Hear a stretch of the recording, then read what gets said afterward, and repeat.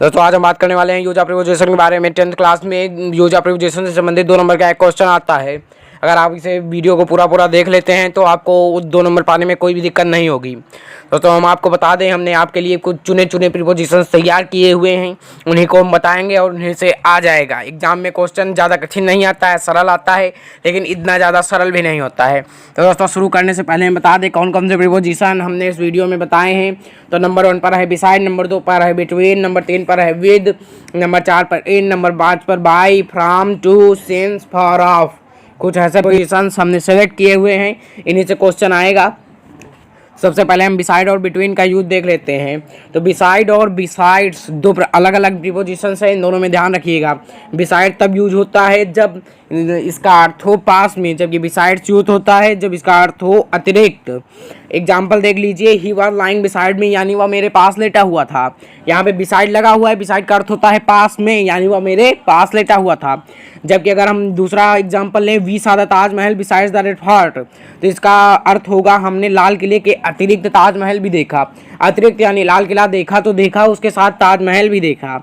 यहाँ पे जो बिसाइड लगा हुआ है उसका अर्थ होता है अतिरिक्त। इसी तरह बिटवीन और अमंग दो अलग अलग प्रीपोजिशंस हैं। बिटवीन केवल 2 व्यक्तियों के लिए जब बीच में का अर्थ हो तब यूज होता है, जबकि अमंग तब यूज होता है जब अनेक व्यक्ति हों तथा उनके बीच में कोई मीनिंग आए, तब अमंग यूज होता है। जैसे भारत और पाकिस्तान के बीच एक मैच खेला गया, तो हम इसको अनुवाद करेंगे, आ cricket match was played between India and Pakistan. अगर 2 से अधिक होते तो अमंग लगता। जैसे दूसरा एग्जाम्पल देख लीजिए, उन 5 भाइयों के बीच बड़ा प्रेम और सहयोग था। तो there was a great love and corporation among the 5 brothers. Among the 5 brothers लगा क्योंकि 2 से अधिक लोग थे, 2 से अधिक लोगों में एमंग लगता है, ध्यान रखिएगा इस बात को। इससे रिलेटेड कई सारे क्वेश्चंस आते हैं 10th के एग्जाम में। अगर कठिन पेपर बनेगा तो यही 4 पूछे जाएंगे, अगर सरल पेपर बनेगा तो आगे हम बता रहे हैं, जरूर देखिए वही पूछे जाएंगे।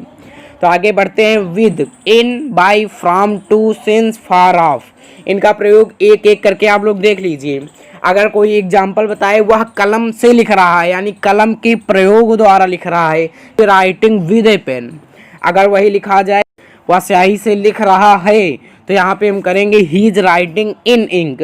अगर तीसरा एग्जाम्पल लेते हैं, वह मुझसे हार गया, वह मुझसे हार गया, तो पैसिवाइज में बनेगा ही वॉज डिफेटेड बाई मी, और पैसिवाइज में मी के पहले बाई आता है, आप लोग इतना तो जानते ही होंगे। इसके बाद चौथा एग्जाम्पल लेते हैं, वह स्कूल से आया है, तो he has come from school. He has come from school, school को छोड़कर वह घर आया है, यानी स्कूल को छोड़ दिया है उसने, तो छोड़ने से पहले फ्रॉम लगता है। वह मुझसे बातें कर रहा था, he was talking to me, talk के बाद हमेशा टू आता है, इसे आप ध्यान रखिए। वह 2 घंटे से खेल रहा है, he has been playing since 2 o'clock।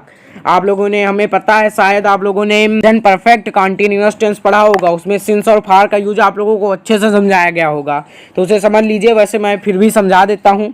अगर 2 बजे से खेल रहा है, यानी हमें पता है घड़ी में 2 बज रहा है, तब से वह खेल रहा है, तो सिंस लगाएंगे। अगर यहीं पर लिखा है 2 घंटे 2 मिनट, यानी कौन से 2 घंटे ये हमें नहीं पता, तो फार लगाएंगे। उसके बाद एक और एग्जाम्पल लेते हैं, वह हैजे से मर गया, तो इसमें होगा ही डाइड ऑफ कॉलरा। अगर कठिन पेपर बनता है तो इसी तरह का क्वेश्चन आएगा, वह हैजे से मर गया, वह कैंसर से मर गया, वह कोरोना से मर गया, कुछ इस प्रकार का क्वेश्चन आएगा। तो यहाँ पे ही डाइड ऑफ, डाइड के बाद हमेशा ऑफ रखता है, इसे आप लोग याद कर लीजिए, रट लीजिए, और इन्हीं प्रीपोजिशंस में आ जाएगा, फंस जाएगा। आपके 2 नंबर पक्के हैं। अभी तक आपने हमारे चैनल को सब्सक्राइब नहीं किया, तुरंत सब्सक्राइब कर रहे हैं, वेट किस बात का कर रहे हैं। हम आपको पूरी तैयारी करा रहे हैं, इंग्लिश में 95+ नंबर मार्क्स हम दिलाएंगे आप लोगों को।